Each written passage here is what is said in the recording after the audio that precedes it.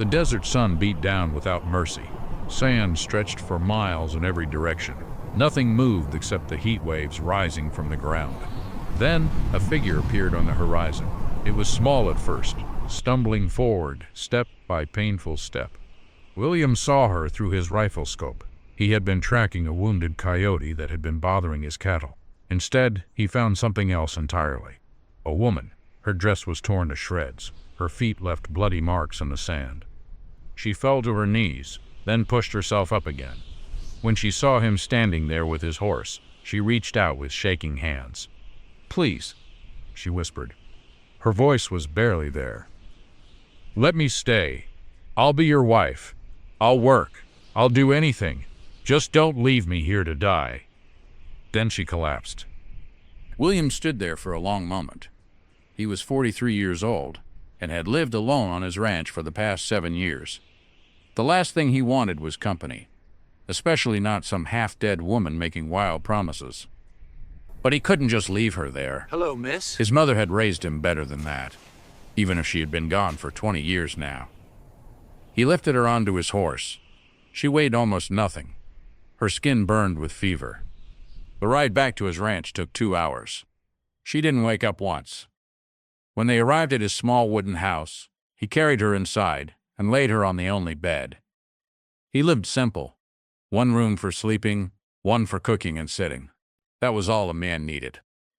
Her feet were the worst part. The skin was gone in places. Desert thorns stuck deep in the flesh. He heated water and cleaned the wounds as best he could. He had some medicine left from when he had cut his leg badly last winter. He used it all on her feet. Then he wrapped them in clean cloth. She slept for 2 days straight. He gave her water when she would take it, spooning it between her cracked lips. On the 3rd day, her eyes opened. They were green, like prairie grass after rain. She looked around the room, confused at first. Then she saw him sitting in his chair by the window. "You saved me." "You're not saved yet," he replied. "You've got a long way to go before you're well." "My name is Anna." "William." "Thank you, William." He just nodded and went outside to tend his cattle. Over the next week, Anna slowly got stronger. She could sit up, then stand for a few minutes at a time. Her feet were healing, though they still hurt badly. William kept his distance. He brought her food and fresh bandages, but he didn't talk much. He had forgotten how to make conversation with people. Found her in the kitchen. She had dragged herself there and was trying to make coffee. Her hands shook as she lifted the pot. "You should be resting." "I need to earn my keep. You've done enough for me already." "I didn't save you so you could be my servant." "Then why did you save me?" He didn't have an answer for that. As the days passed, Anna took on more tasks. She was clumsy at first. She burned the beans and oversalted the meat. But she kept trying. She mended his shirts with careful stitches. She swept the floors until they were cleaner than they had been in years. Slowly, the house started to feel less empty. At night, she had nightmares. She would cry out in her sleep, begging someone to stop, begging them not to hurt her anymore. William would hear her through the thin walls, but he never went to comfort her. That wasn't his place. She finally told him her story. "I was married to a man named Marcus Thorne. Maybe you've heard of him. He owns half the county to the south." William had heard the name. Everyone had. Thorne was rich and powerful.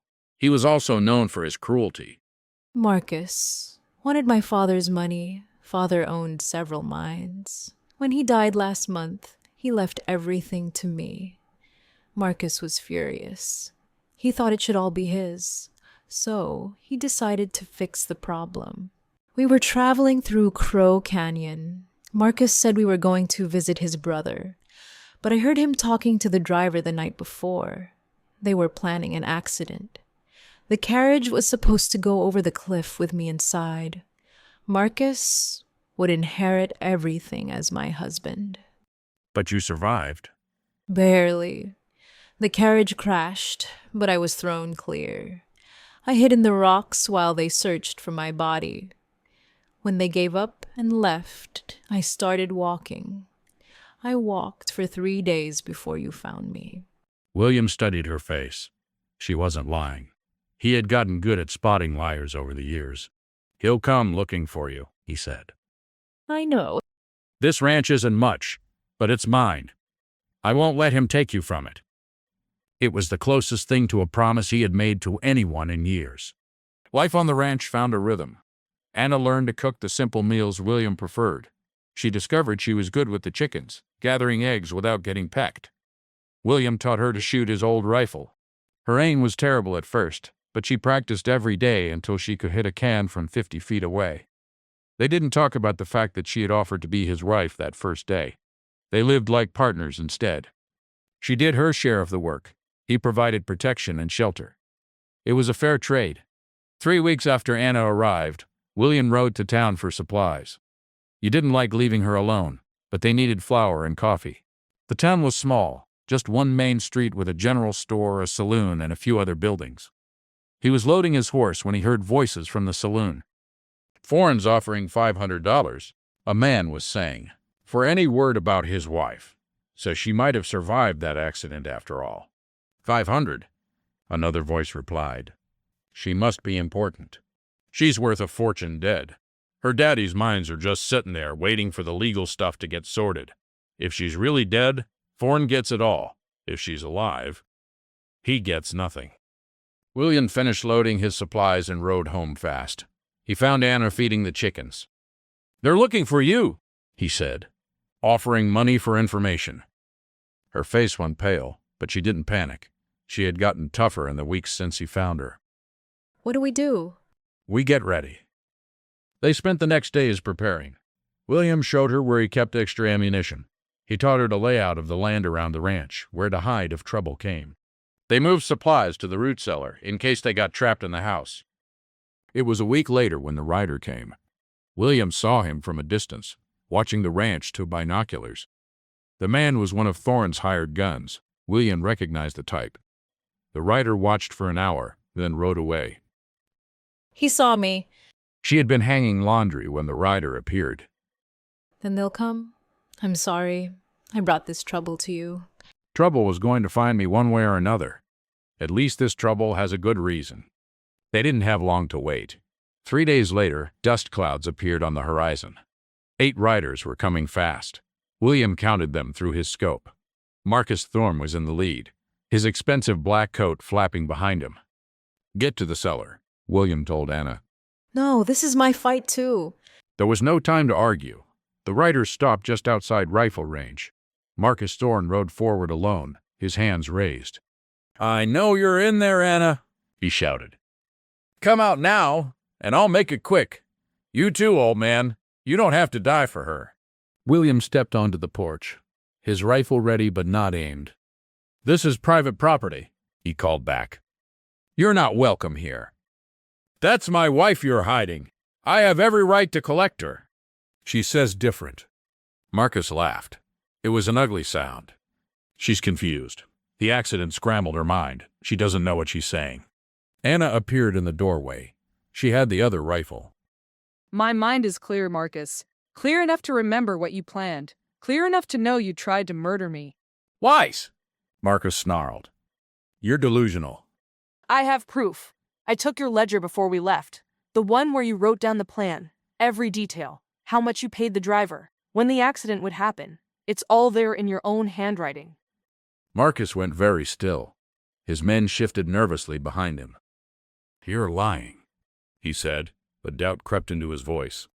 "I hid it before the crash. It's safe in town, with the sheriff. If anything happens to me, he'll open it."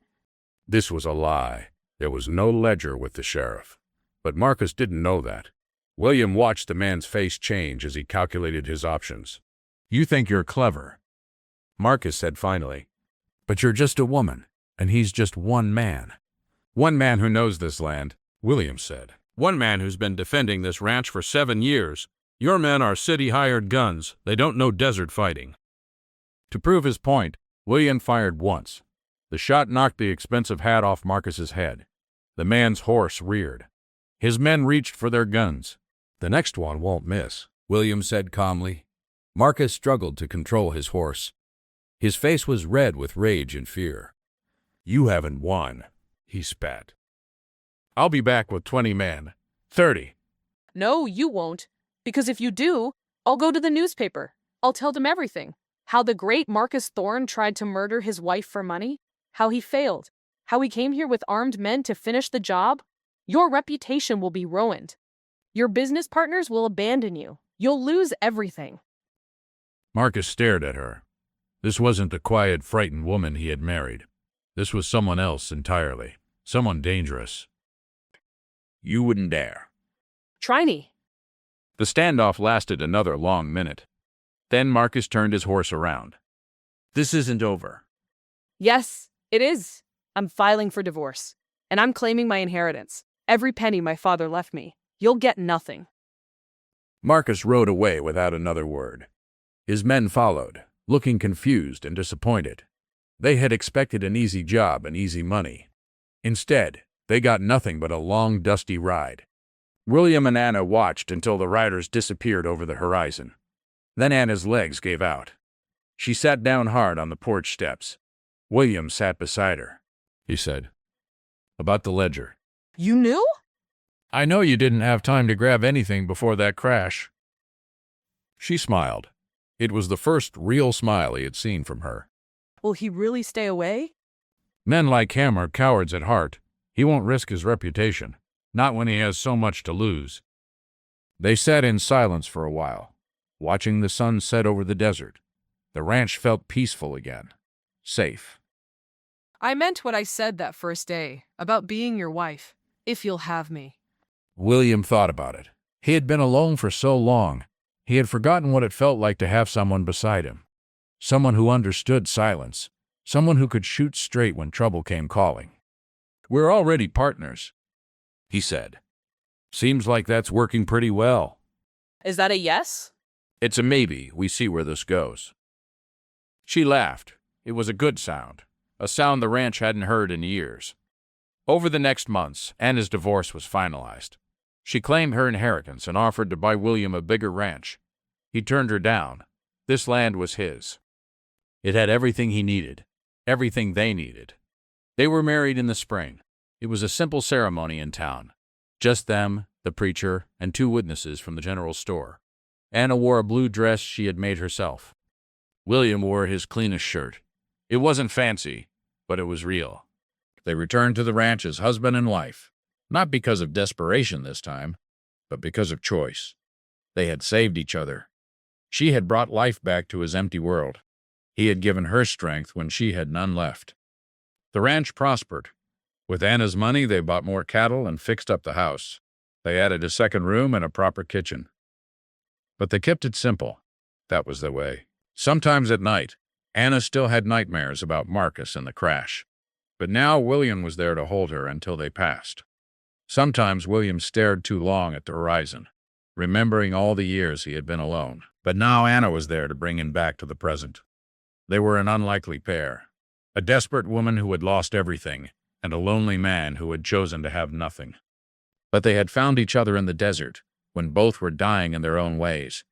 And together, they had found a reason to live. The desert is a hard place. It takes everything weak and makes it strong or destroys it completely. Anna and William were made strong. Their partnership was forged in desperation and tested by fire. But it held. It held because real connections aren't made in comfort. They're made when 2 people stand together against the world and refuse to break. That's the thing about true partnerships. They don't start with promises of forever. They start with 2 people saying they'll try. They'll work. They'll stand together when trouble comes. And if they're lucky, if they're strong, they find that standing together is better than standing alone. So what do you think about Anna and William? Could you have been as brave as they were? Leave a comment below and let me know. And if you enjoyed this story from the Old West, make sure to hit that like button and subscribe to the channel. We've got more tales of courage and survival coming your way soon.